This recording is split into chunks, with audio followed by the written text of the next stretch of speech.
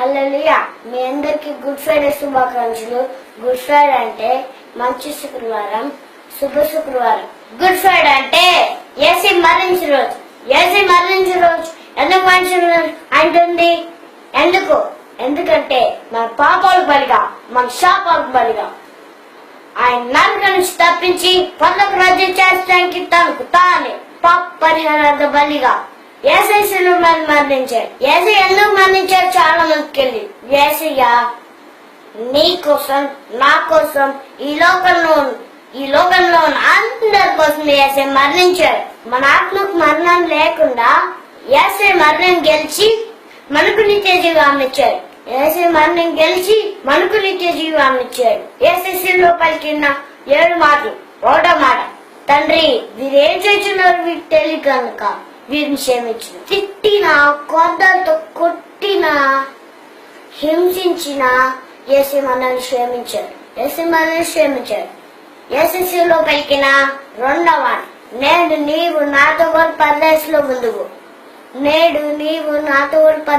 ఉందువు. నీవు దొంగలా ఉన్నా, నీవు పాపంలో ఉన్నా, నీ శాపంలో ఉన్నా, మనుషులకి దేవునికి వ్యతిరేకంగా ఉన్నా, యేసయ్య నీ రక్షకుడు అని బతుకుంటే పరలోక రాజ్యం చేస్తాం. యేసయ్య శిలువ పలికిన 3వ మాట, అమ్మా ఇదిగో నీ కుమారి, ఇదిగో నీ తల్లి. నీ శోధనలో ఉన్నా, నీ వేదనలో ఉన్నా, నీ కష్టంలో ఉన్నా, నీవు నష్టంలో ఉన్నా, అందరూ నేను వదిలేసి వెళ్ళిపోయినా యేసయ్య నీ గురించి బాధ్యత తీసుకుంటాడు. యేసయ్య శిలువలో పలికిన 4వ మాట, నా దేవా నా దేవా నన్నెందుకు చేయి విడిచితివి.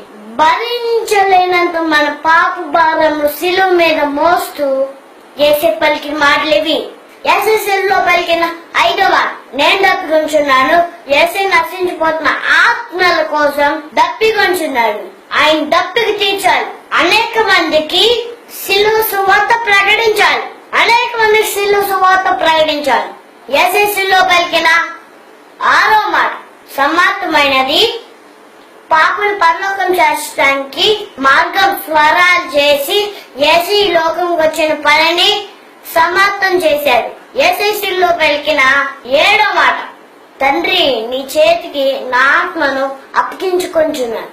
యేసయ్య మన కోసం శిలువ చేసిన ప్రాణ త్యాగాన్ని మనం విలువిద్దాం. యేసులో ఎదిద్దాం. వాక్యం సరిగ్గా నడుద్దాం.